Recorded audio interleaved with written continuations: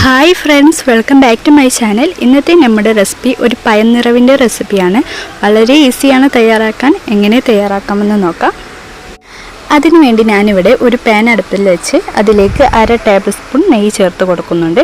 നെയ്യെല്ലാം നന്നായി മെൽറ്റായി ചൂടായി വരുമ്പോൾ അതിലേക്ക് കുറച്ച് അണ്ടിപ്പരിപ്പ് ചെറുതായി അരിഞ്ഞത് ചേർത്ത് കൊടുക്കാം. ഇനി ഇത് ചെറുതായിട്ടൊന്ന് വറുത്തതിന് ശേഷം അതിലേക്ക് ഉണക്കമുന്തിരി ചേർത്ത് കൊടുക്കാം.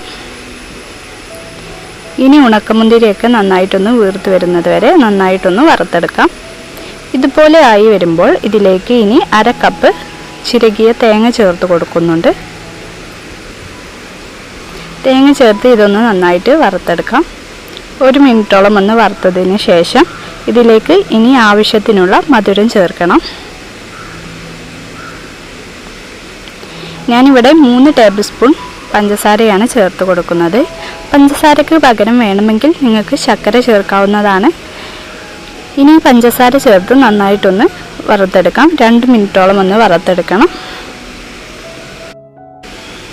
ഇനി ഇതിലേക്ക് കുറച്ച് ഏലക്കാപ്പൊടി കൂടെ ചേർത്ത് 1 മിനിറ്റ് കൂടെ ഒന്ന് വറുത്തെടുക്കാം. ഈ പഞ്ചസാരയൊക്കെ അലിഞ്ഞ് ഒന്ന് കാരമലായി വരുന്നത് വരെയാണ് വറുത്തെടുക്കേണ്ടത്. ഇനി ഇത് മാറ്റി വെക്കാം. ഇനി നമുക്ക് ഇതിലേക്ക് ചെറിയൊരു മിക്സ് തയ്യാറാക്കാം. അതിനുവേണ്ടി 2 ടേബിൾ സ്പൂൺ മൈദ, അതിലേക്ക് കുറച്ച് പഞ്ചസാരയും കുറച്ച് വെള്ളവും ചേർത്ത് ഒരു കുഴമ്പ് രൂപത്തിലാക്കി എടുക്കാം. പഴംപൊരിക്ക് ഉണ്ടാക്കുന്ന അതുപോലത്തെ ഒരു മാവാക്കി എടുത്തിട്ടുണ്ട് ഇതുപോലെ. ഇനി പഴനിറവ് തയ്യാറാക്കാനായിട്ട് നല്ല പഴുത്ത പഴമാണ് എടുക്കേണ്ടത്. ഈ പഴം തൊലി കളഞ്ഞ് അതിൻ്റെ മുകൾ ഭാഗത്തുനിന്ന് കുറച്ച് അടിയിലായി ഇതുപോലെ ഒന്ന് കീറി കൊടുക്കാം. അടിഭാഗം കുറച്ച് വിട്ടു കൊടുക്കണം. ഇനി ഇതിൻ്റെ ഉള്ളിലേക്ക് ഫില്ലിങ്സ് നിറച്ച് കൊടുക്കാം. എത്രത്തോളം നിറക്കാൻ പറ്റുന്നവോ അത്രത്തോളം നിറച്ച് കൊടുക്കാം. ഇതുപോലെ ഒന്ന് നിറച്ചെടുത്തിട്ടുണ്ട്. ഇനി ഇതിൻ്റെ മുകളിലേക്ക് നേരത്തെ ഉണ്ടാക്കി വെച്ച മൈദ മിക്സ് തേച്ച് കൊടുക്കാം. ഫില്ലിങ്സ് ഒന്നും പുറത്തു പോവാതിരിക്കാൻ വേണ്ടിയാണ് ഇങ്ങനെ ചെയ്യുന്നത്. എല്ലാം ഇതുപോലെ നിറച്ചെടുത്തിട്ടുണ്ട്. ഇനി ഇതൊന്ന് ഫ്രൈ ചെയ്തെടുക്കാം. അതിനുവേണ്ടി ഒരു പാനിലേക്ക് 3 ടേബിൾ സ്പൂണോളം നെയ്യ് ചേർത്ത് കൊടുക്കുന്നുണ്ട്. നെയ്യെല്ലാം നന്നായി മെൽറ്റായി ചൂടായി വരുമ്പോൾ അതിലേക്ക് നിറച്ച് വെച്ചിട്ടുള്ള പഴം ചേർത്ത് കൊടുക്കാം. എപ്പോഴും നമ്മൾ പഴനിറവ് ഉണ്ടാക്കുമ്പോൾ നെയ്യിൽ തന്നെ ഉണ്ടാക്കാൻ ശ്രമിക്കുക. അതാവുമ്പോഴാണ് അതിൻ്റെ പെർഫെക്റ്റ് ആയിട്ടുള്ള രുചി നമുക്ക് കിട്ടുക.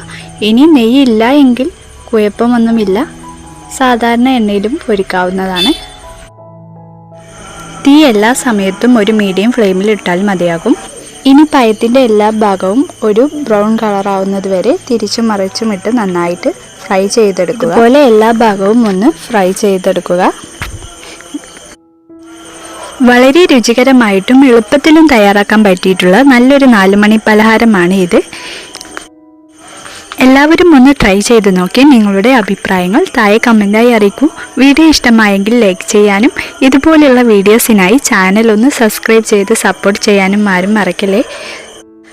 അടുത്തൊരു വീഡിയോയുമായി വീണ്ടും കാണാം. അതുവരേക്കും ബൈ ഫ്രണ്ട്സ്.